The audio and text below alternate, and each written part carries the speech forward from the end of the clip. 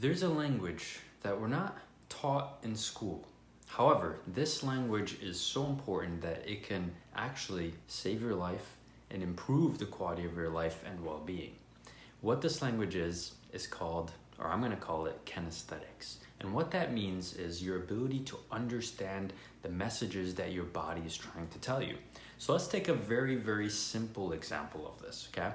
So let's say one day you wake up and you feel your stomach is making like these bubbly sounds and sounds like that.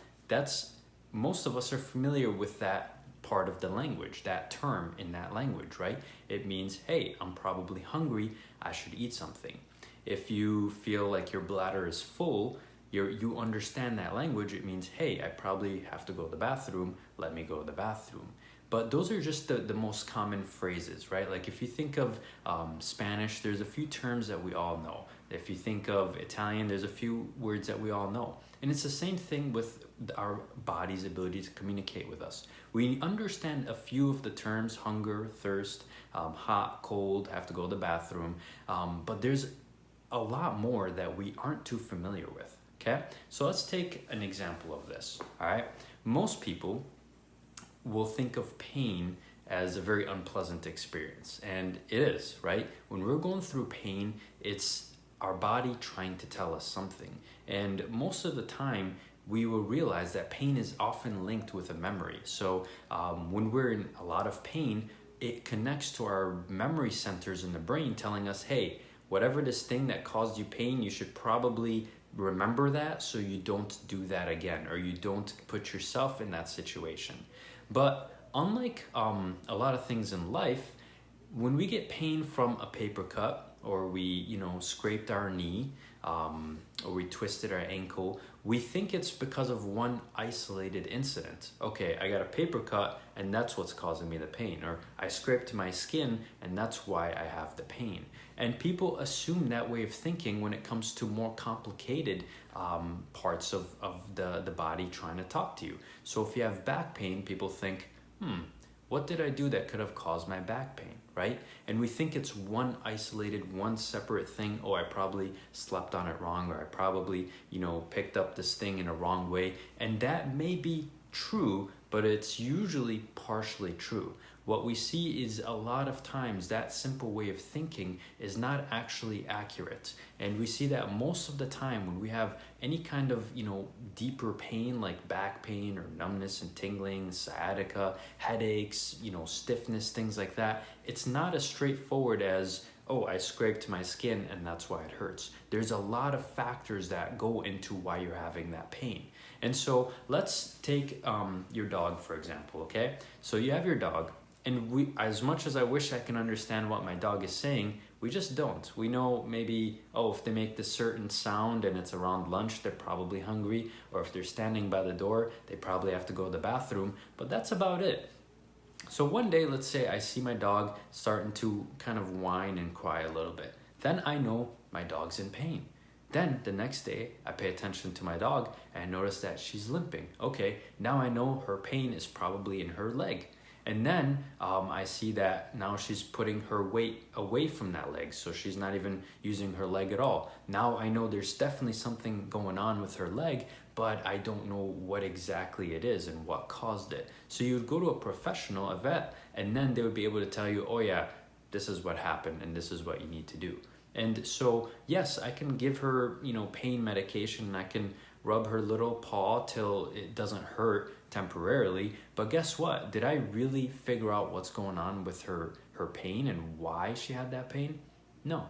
And that's just an example of how we treat our dogs. Imagine our own bodies, these very, very complex structures that we have that and the things that they're capable of doing. We just assume, if I just take, a medication or, a pain pill or something to help, calm things down, maybe that will be good. And yes, that will help lower the pain a lot of the times, but we're not addressing the issue. And unfortunately, if we don't know what caused the issue, how could we prevent it from happening in the future?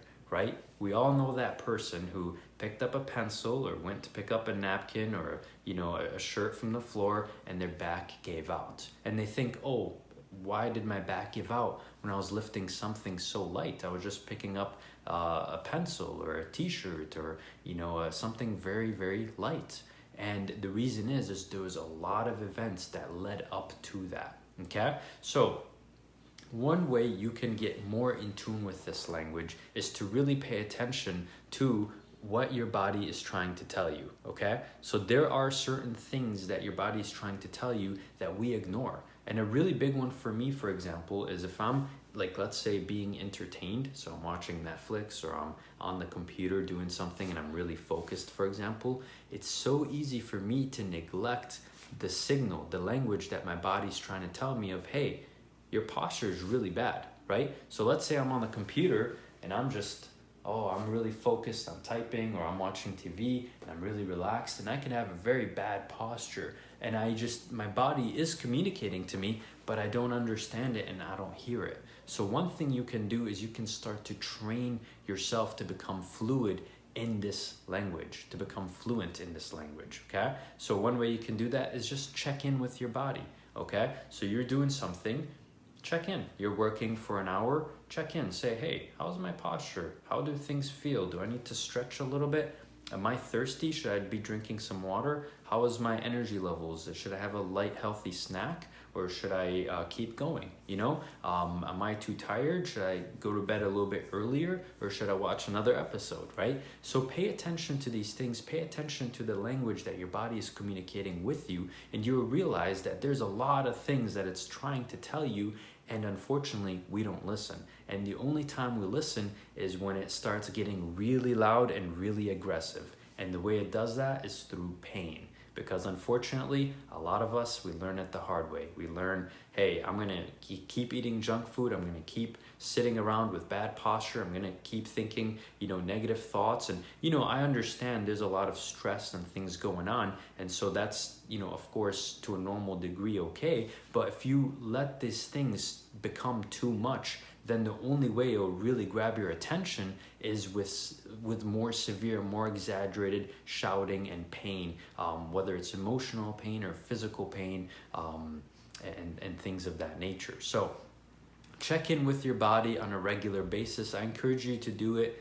To start off with, do it just once a day, okay? So a good time to do it is probably around your lunch break. During your lunch break, just come in and as you're doing something, check in with your body. Check your water levels. Do they feel like, should you be drinking some more water? Did you drink too much water? Is the food that you're eating healthy? Is there too much sugar in there? Is it too much processed chemicals and preservatives that are in there? Or is it healthy? Are you well rested? Should you maybe just sit in the car and relax for 10 minutes? Or are you okay? Are your thoughts spiraling out of control, or are they where they need to be? Pay attention to your body, guys. And this language that we're not taught in school, if you learn to train it, even just once a day, is gonna put you light years ahead of where you are now. Now, again, remember, guys, everything essentially when it comes to health and disease, which is, think of the word ease, and disease is dis-ease. So there's a lack of ease in the body. It comes because we have a deficiency in one of these three pillars of health, right? So to be optimally healthy, to be able to achieve things that we're not even fully able to comprehend yet. When I say living to your full potential, we have no idea what that means. We really have no idea. We understand that the most complex machine in the world, as advanced as we are, the most complex computer lies right in here. And we are only using we're using different parts of it, but we have no idea of what we're capable of being able to achieve and be able to feel if we allow ourselves to be healthy. So if we target these three things, nutrition, movement, and mindset, we give our body the best opportunity to heal properly, to recover properly, and to perform properly, helping us have a better chance to perform at our best and to live to our full potential. And guys, the truth is this: if your cup is empty, it's going to be very difficult to fill someone else's cup.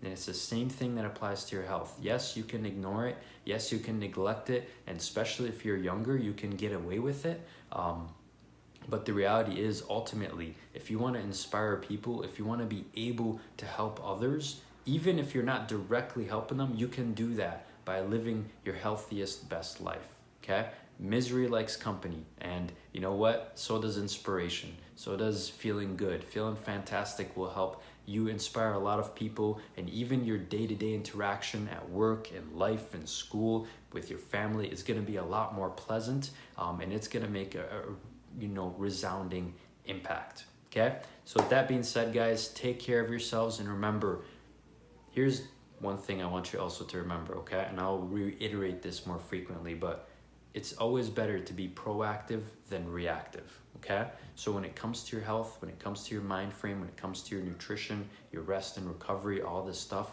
it's way, way better to be proactive and catch these things early than to react to it, okay? So if your body's already giving you this loud signal, the fire alarm of, hey, I have pain, and we're starting to treat the pain and we're trying to get rid of this pain, I'm reacting to this pain. But if I can be able to be within my body and check in and be proactive, hey, how do things feel? Oh yeah, I do feel a little stiff. Okay, hey, how's my posture? Yeah, my posture is really bad. Then guess what? You really, really give yourself such an unfair advantage to be a lot healthier and happier, and to be able to recover better and perform better. So with that being said, guys, thank you so much for tuning in. I will see you guys later. Take care.